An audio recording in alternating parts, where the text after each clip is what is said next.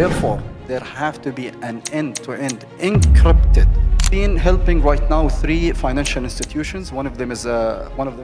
Ajman Bank is our client, and teams with innovative cultures because they can create premium APIs, a more trust for the ecosystem itself. This is an element, open finance, not just open banking, open finance, that's going to change all of our lives. So all of us that live here in the UAE are going to be dealing with this possibly as a delivery, but everybody as a consumer will be dealing with this topic in the next few years. So this is exciting stuff. This is a game changer for the industry. And really the UAE is setting itself up right now to be the leader in the world in this space. And there's some unique aspects of the UAE that make it the leader in the world in this space. And the catalyst for all of this is the UAE's open economy vision, which really establishes the digital infrastructure and trust framework that will empower consumers. It'll empower all businesses to make huge changes in how finance is delivered in the future. The Central Bank of the UAE, again, leading this charge in developing a comprehensive and bespoke regulatory framework with use cases that are specific to the UAE. And really, this is the first of its kind, a centralized open finance platform that seamlessly will connect banks, fintechs with their consumers. So absolutely fantastic there. And most of this, if not all of this, relies on infrastructure. And the central bank has their FIT program, the Financial Infrastructure Transformation.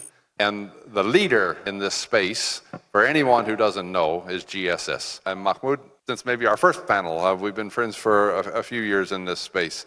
So I'll give to you first to tell us how this is changing the industry, what you're doing to enable all of this at GSS. Absolutely. Thank you, Brian. Assalamu alaikum. Good afternoon, everyone. Basically, what we're doing right now as an Emirati institution, we're helping the financial institutions to comply as a start with the NBRAS or the Central Bank of the UAE regulations. So as a first step, they must comply to the sandbox there in NBRAS. And to prepare for open finance, financial institutions must take a strategic approach to follow the regulatory mandates, to have a technological advancement, and to meet the customer expectations. There are 5 main pillars, in my opinion, that if any financial institutions would follow, it will create a seamless implementation. The first one is the licensing and compliance. Any financial institutions must comply with the Central Bank of the UAE Open Finance Regulation, and they must adhere data sharing alongside with payment initiation, coupling a robust consent management, since there is a lot of data sharing for the customers. The second pillar would be a technology development infrastructure, where financial institutions must invest in a secure, standardized APIs. This is very important, and they must facilitate the data sharing with accredited TTPs, which is third-party providers. This would eventually create APIs sandboxes where testing and developable portals would happen with documentation and support. We've been helping right now 3 financial institutions. One of them is here. Ajman Bank is our client, and obviously another insurance houses. The third pillar, which is also important, customer-centric innovation.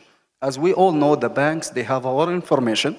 They know our modes of spending. They know where do we like to spend. Therefore, they would create innovative solutions, and they will have an embedded finance, for example, financial planning, different modes of investment, different ways of accessing credits, even for the underserved, where they can access credits, not just for individuals, but also for the SMEs, as they are finding a little bit of difficulty right now. I believe that in this region, we have a lot of trusted fintechs where they can partner up with the banks and give them the pain points of the individuals and SMEs. The fourth pillar, which is also important, security and data protection. As we all know, there is a lot of data sharing in this ecosystem. Therefore, there have to be an end-to-end encrypted and modern ciphers. As I mentioned before, there have to be a robust consent management that allows the customer to control and revoke permission of access to his or her data.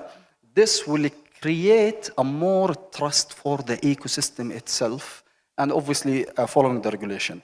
Last but not least is the organizational readiness. Institutions must have a cross-functional teams with innovative cultures because they can create premium APIs that will create a new revenue stream for the bank, and this might be a different topic for the consumption where they can, fintechs and banks partner up together, they can share a data, and obviously there is a commercial model there. And that's some great lessons for everyone because again, this is not a voluntary, do I want to do this, do I not want to do this? This is you're doing this, so do it right. And this